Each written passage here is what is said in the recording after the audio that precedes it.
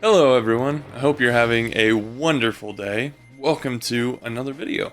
This year has already seen some impressive tournaments from all across the globe, including Kazooie, Battle of BC, Genesis, and now Crown 3 this week, which is another major with big names like Spargo, MKLeo, Tweak, and many more. There has been a lot of character diversity and success from multiple players, which is something that hasn't really been seen all throughout Ultimate's lifespan. The question is, though, how does Banjo stack up in Smash Ultimate's current meta? That is the question we are going to answer today. Before we hop into it, I have a very exciting announcement that I'm stoked for, because really, it's going to benefit you guys as much as it benefits me. I would like to introduce you to Esporter. Esporter can be compared to an online rec league to many games such as Magic the Gathering, Valorant, Rainbow Six Siege, and now Super Smash Bros. Ultimate. Esporter has just entered the Super Smash Bros. Ultimate market with me as our first coach and collaborator. Normally, my coaching sessions can be anywhere from $20 to $25, which can be a lot for a lot of people, especially for one session. Through Esporter, for just $20 a month, you get a weekly group coaching session, events, and a final prize pot tournament at the end of every single month. There are even more exciting things coming down the pipeline, and the coolest thing, the first month is free and you can cancel at any time. An opportunity that you get to try out this coaching and this system for free for an entire month. To sign up, visit esporter.win/Jota or click on the link in this video's description. Even if you are a Banjo main, there's plenty that I can teach and help you improve. That's a guarantee. Speaking of Banjo mains, let's talk about Banjo. First, let's talk about some notable Banjo players and their placements. Toriguri, the Japanese Banjo main, definitively the best in the world, recently placed 9th out of 512 at the most recent Kaguribi.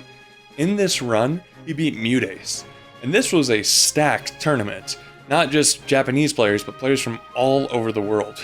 And currently, he is now ranked 93rd in the world. Having a Banjo player in the top 100 is such an exciting accomplishment and shows the true potential of the character. The Hunter got 65th out of 2,388 players at the most recent Super Smash Con, beating AOS at the biggest Smash Ultimate tournament to date. Blaine is an up-and-coming Banjo main from California who recently placed 17th in a coin box and has taken a set off Nato Sharp. The last Banjo I'll mention is some wannabe named Jota, who placed 17th out of 815th at a coin box with a win over Armadillo, arguably the best Lucario. And while online results and offline results are different, a prominent part of the current meta is these weekly, large-scale online majors. And so while it might not be the same as offline, it still shows the character's potential.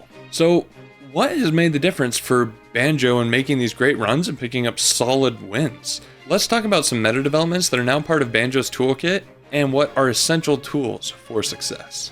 The most prominent and groundbreaking meta development is, of course, Kazooie fast cancels. This is an essential part of Banjo's modern day toolkit because it's great for damage buildup and taking stocks.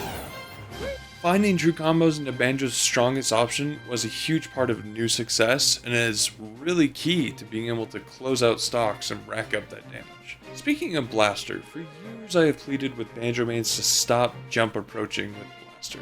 Well, still don't do that. However, keeping Blaster out without shooting can threaten a lot of options. Along with that, firing shots on shield and jumping away makes the Blaster a little more safe and a little more threatening. I'm coining this next thing the TG tilt. Toriguri over in Japan uses Banjo's up tilt and neutral like Snakes do. However, Banjo's hitbox is much worse than Snake's, but still has similar kill power. That being said, it is really good for calling out jumps, run up tilts, and for whatever reason, up tilt on shield and to jab. It's pretty effective. TG uses this to secure stocks instead of settling for only chip damage. Blaster is really good for setting up tech chases. It then becomes a guessing game with up tilt to punish the missed tech. What if you could cover the entire plat? Now many Banjo players are using Wonder Wing to cover the entire platform. Timed correctly, this beats get up attack, neutral get up, and roll. Also spaced properly, the Wonder Wing will stall at the edge of the plat to maintain stage control.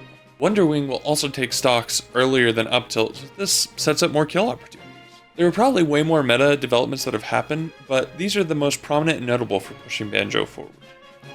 Now, how does this stack up against the most meta characters? Bernard's Loop is an excellent Smash statistician who regularly posts relevant Smash Ultimate information on Twitter. Recently, they posted their overall score for Smash characters from Majors. The top 20 can be seen here. How well does Banjo do in these matchups? While I originally planned to go in depth into all these matchups, I will remain brief and save that info for a later video.